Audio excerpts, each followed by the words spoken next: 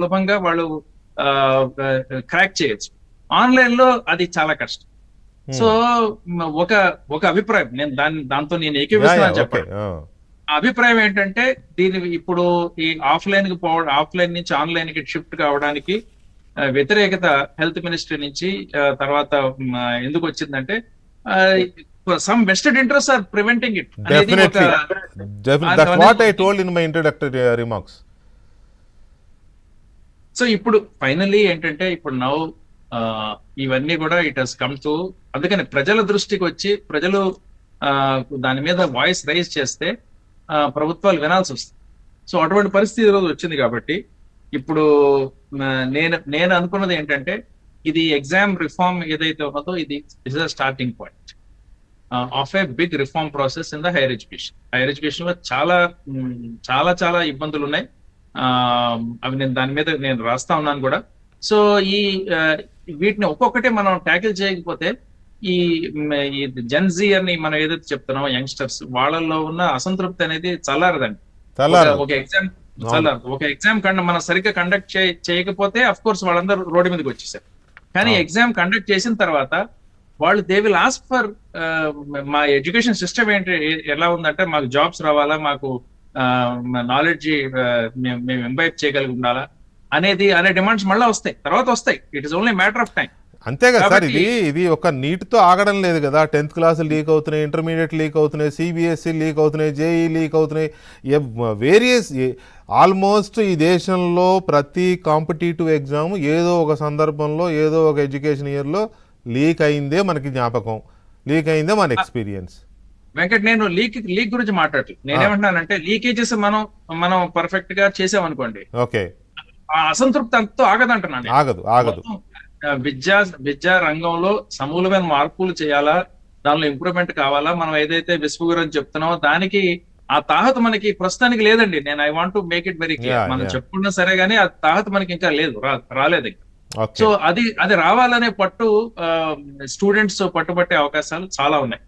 కాబట్టి అందుకనే నేను ఏం చెప్తున్నానంటే let's think that exam reform is the starting point but not the end point. Sir, మీ ఎక్స్పీరియన్స్ మీరు కేంద్ర విద్యాశాఖ కార్యదర్శిగా పనిచేశారు కాబట్టి మీ ఎక్స్పీరియన్సు ఒకటి, నేను మీతో లైవ్లో కూర్చోవడానికి ముందు చేసిన కొంత ఫీడ్బ్యాక్ ఎక్స్పర్ట్స్తో తీసుకున్న దాన్ని బట్టి అడుగుతున్నాను. ఆన్లైన్లో నీట్ లాంటి ఒక ఎగ్జామ్ని కండక్ట్ చేయాలంటే కావాల్సింది మెయిన్గా కంప్యూటర్స్ సిస్టమ్స్. ఈ దేశంలో ఎన్నో ఇంజనీరింగ్ కాలేజెస్ ఉన్నాయి, ఎన్నో మెడికల్ కాలేజెస్ ఉన్నాయి, ఇంకెన్నో రకరకాల ప్రొఫెషనల్ కాలేజెస్ ఉన్నాయి కదా.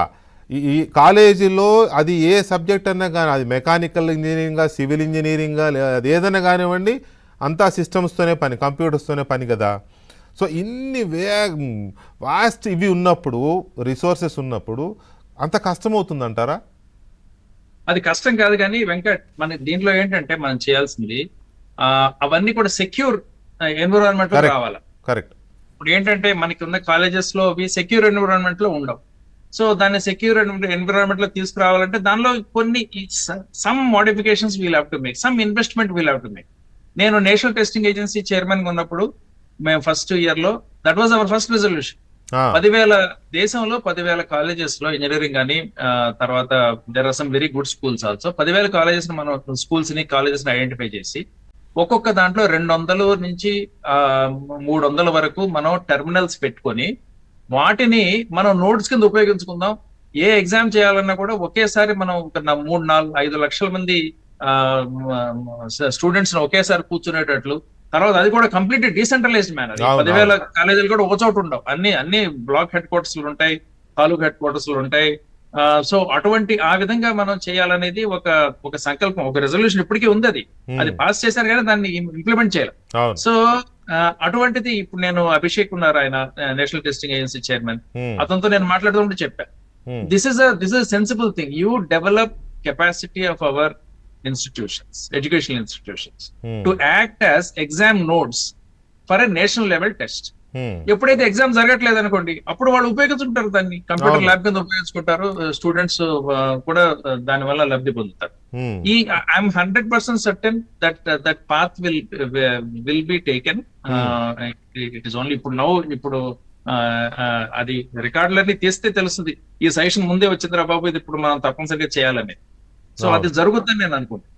రైట్. సో ఆ కెపాసిటీ మనకు ఉంది, కొంతవరకు ఉంది. ఆ కెపాసిటీని కొంచెం పెంచాల్సిన అవసరం ఉంది.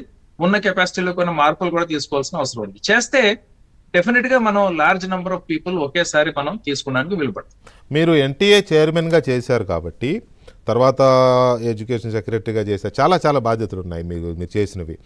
వీటన్నిటి దృష్టిలో పెట్టుకొని ఇప్పుడు 2 రకాల డిమాండ్స్ వినపడుతున్నాయి.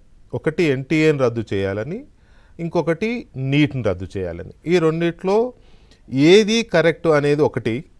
రెండవ ఇంకొక ఇంపార్టెంట్ ఇష్యూ ఏంటి అని అంటే, ఈ తీసుకొచ్చిన కొత్త చట్టం ఏదైతే ఇప్పుడు సెంట్రల్ గవర్నమెంట్ తీసుకొచ్చిందో, ఆ చట్టం ఎంతవరకు లీకేజ్ని ఆపుతుంది అనేది ఒకటి చాలా కీలకంగా మన ముందున్న పెద్ద ప్రశ్న.